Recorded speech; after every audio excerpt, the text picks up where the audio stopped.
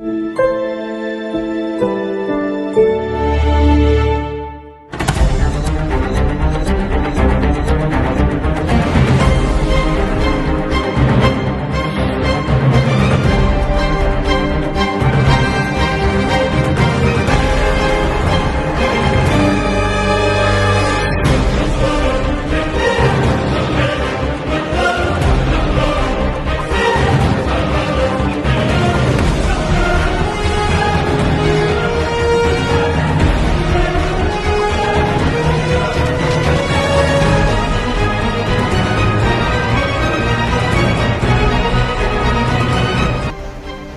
News के माध्यम से आपके दर्शकों को मेरा नमस्कार। मेरा नाम अनिल वर्मा है।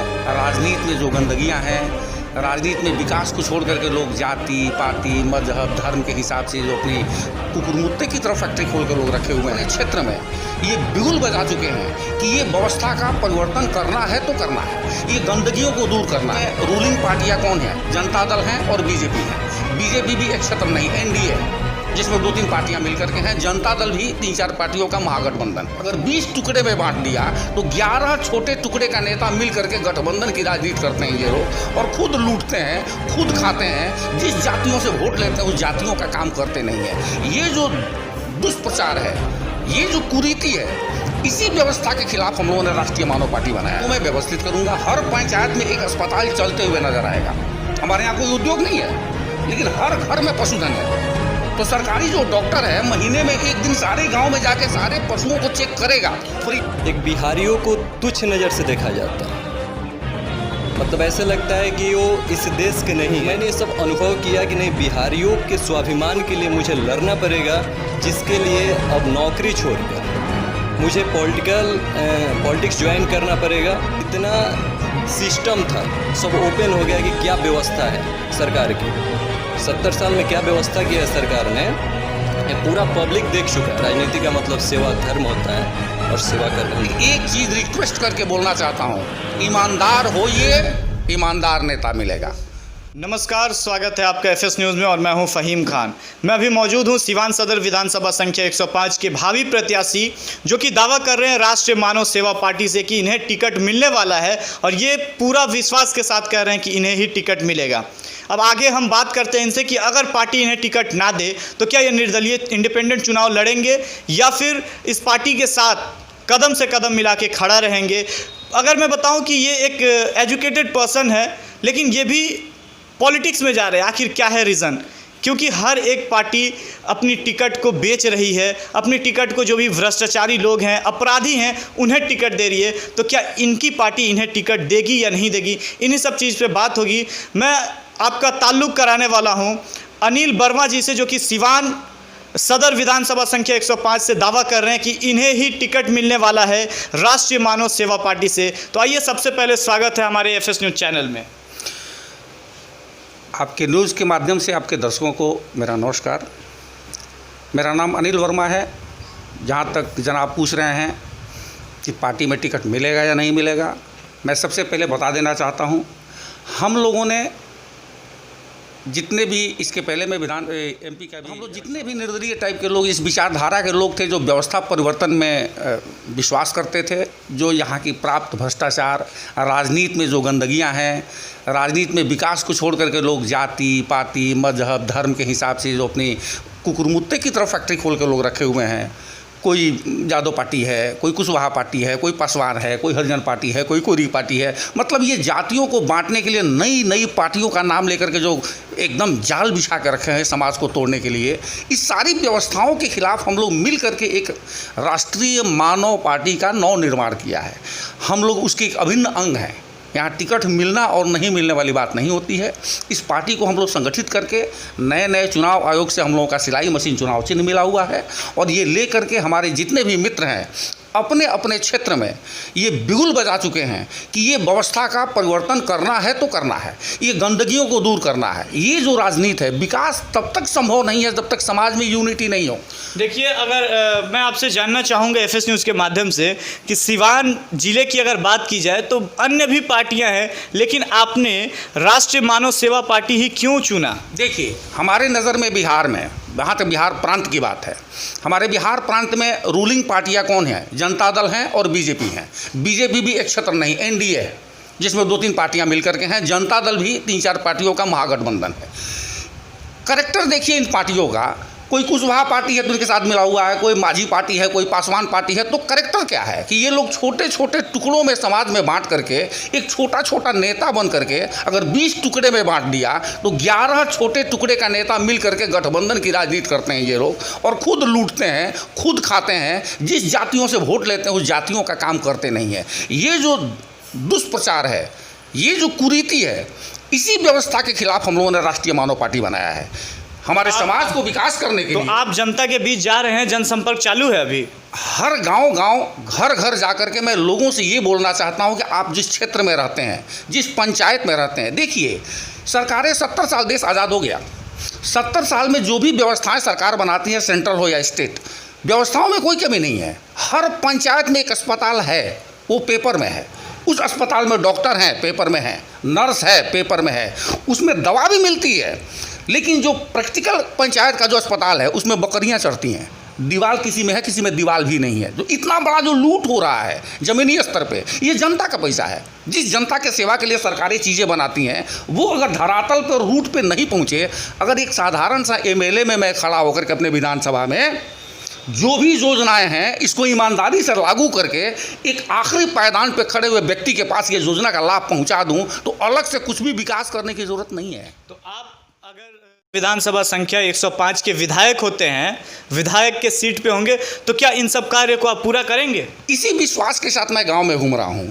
ये जो भी चीज़ें हैं, अस्पताल की सुविधा है, पेपर में है, ऐसा नहीं कोई सरकार किया नहीं है। हर सरकारें योजनाएं बनाकर चली जाती हैं, क्रियान्वयन नहीं करती हैं। हॉस्पिटल का दीवार खड़ा कर देगी, नींव खड़ा कर देगी, बोर्ड लगा देगी, हॉस्पिटल बन गया, बना नहीं, पेपर में बन जाता है।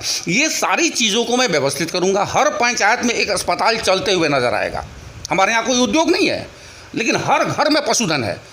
तो सरकारी जो डॉक्टर है महीने में एक दिन सारे गांव में जाके सारे पशुओं को चेक करेगा फ्री में। इन सब चीज़ों का तो दावा हर लोग करते हैं। जब इलेक्शन नज़दीक आता है, जो भी भावी प्रत्याशी है होते हैं वो लोग दावा करते हैं। तो क्या उम्मीद है कि आप ये कार्य करेंगे जीतने के बाद? विडंबना है मेरे सिवान के विधानसभा क्षेत्र में कि विगत 35 साल में केवल 2 ही नेता हैं। 4 बार जनता दल अगर जीती है तो अवध बिहारी हैं, 3 बार अगर एनडीए जीती है तो व्यासदेव जी हैं।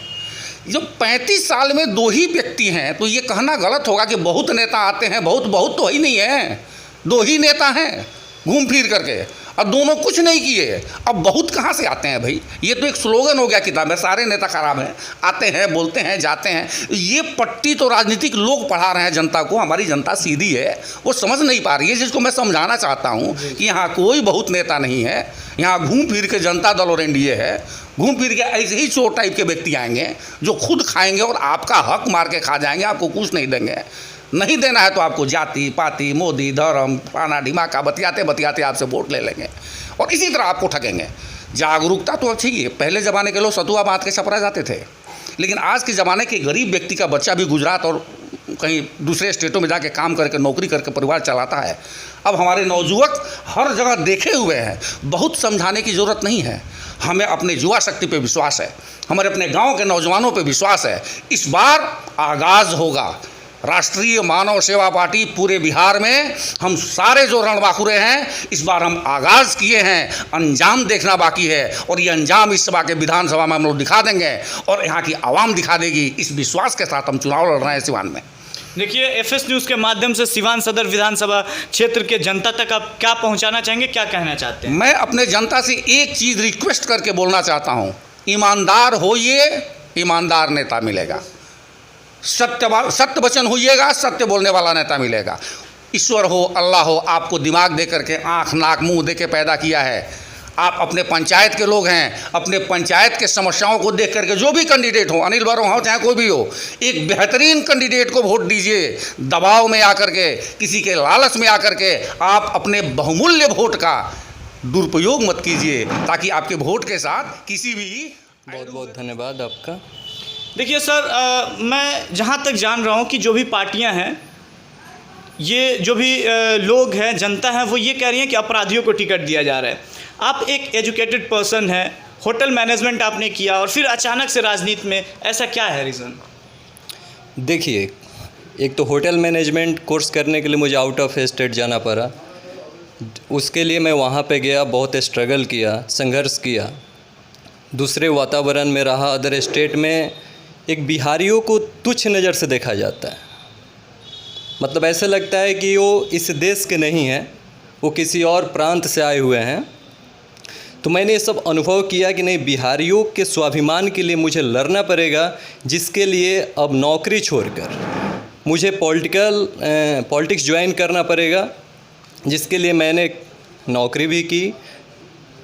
पूरा भारत में बहुत विभिन्न जगह पे मैंने घूमा, फिर यहाँ पे आया और मैं अपना प्रयास कर रहा हूँ कि समाज में बदलाव हो और यहाँ पे अच्छी कॉलेजेस खुले और यहाँ पे बच्चे यहाँ से एजुकेशन लेकर आगे बढ़े। अभी आप महाराजगंज विधानसभा संख्या 112 के क्षेत्र में जाके जनसंपर्क कर रहे हैं। जनता के बीच किन मुद्दों को लेकर के आप जा रहे हैं?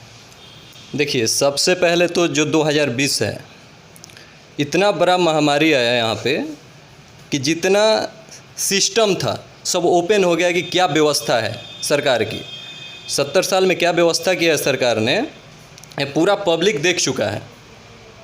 तो उसके खिलाफ लड़ाई है, सिस्टम के खिलाफ लड़ाई है कि आम जनता कैसे सुरक्षित रोजगार और शिक्षा अच्छे से ले, है ना, और समाज में आगे बढ़े। देखिए, ये तो सब लोग दावा करते हैं, जनसंपर्क जब करते हैं तो सब लोग दावा करते हैं स्कूल बनेंगे, कॉलेजेस बनेंगे, हॉस्पिटल्स बनेंगे, हॉस्पिटल्स के विधि व्यवस्था जो है उसे सही किया जाएगा। लेकिन जीतने के बाद जब कुर्सी पे वो बैठते हैं तो इन सब चीज़ों को भूल जाते हैं। जनता कैसे आप पे विश्वास करेगी? देखिए, जनता और नेता जो सेवक के रूप में आता है, सेवा करने की नीति में आगे चल के बदल जाता है। अभी तक तो वही हुआ है, लेकिन फिर भी मैं ये अपील करूंगा जनता से कि एक बार, इतना दिन विश्वास किया है तो एक बार राष्ट्रीय मानव सेवा पार्टी पे विश्वास करें और इसे अपना मत दें। हम लोग प्रूफ करेंगे कि राजनीति का मीनिंग अलग होता है, क्यों लूटपाट नहीं होता है। राजनीति का मतलब सेवा धर्म होता है और सेवा करके हम दिखाएंगे। आप अगर महाराजगंज विधानसभा संख्या 112 से भावी प्रत्याशी हैं और आने वाले वक्त में इलेक्शन है, जनता आपको वोट देगी, आप जीत जाएंगे, तो जनता के बीच के कार्य को किस सिस्टम से आप पूरा करना चाहेंगे? देखिए, पहले तो मैं शिक्षा व्यवस्था पे कार्य करूँगा, इसलिए कि मनुष्य के जीवन में फर्स्ट जो स्टेप होता है शिक्षा। अगर वो हर व्यक्ति के पास अच्छी एजुकेशन होगी तो आगे किसी चीज़ की बताने की ज़रूरत नहीं है कि राम कौन है, श्याम कौन है, वो खुद अनुभव कर सकता है।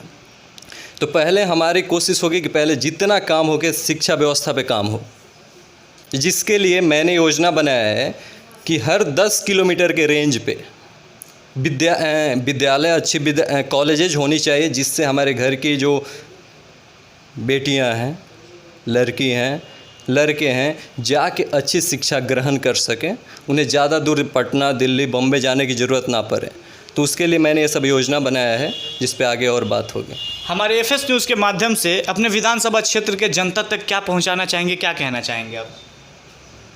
जनता से यही कहेंगे कि राष्ट्रीय मानव सेवा पार्टी को सेवा करने का मौका दें और हम लोग राजनीति का मीनिंग बदल के दिखा देंगे पूरे बिहार में। देखिए, ये थे महाराजगंज विधानसभा संख्या 112 के भावी प्रत्याशी, जो कि दावा कर रहे हैं कि अगर पार्टी मुझे टिकट दे रही है और यहाँ की जनता अगर मुझे जिता देती है, मैं यहाँ के सीट पे बैठता हूँ, तो हर 10 किलोमीटर की दूरी पे एक स्कूल, एक कॉलेजेस का इन्होंने वादा किया है कि निर्माण करेंगे, जिसमें घर के बच्चे और बच्चियाँ जाकर के अच्छी एजुकेशन वहाँ से पा सकें। हमारे एफएस न्यूज़ से जुड़े रहने के लिए चैनल को सब्सक्राइब करें, लाइक करें, शेयर करें और बेल आइकन दबाना ना भूलें। अपने सहयोगी कैमरामैन सुभाष के साथ फ़हीम की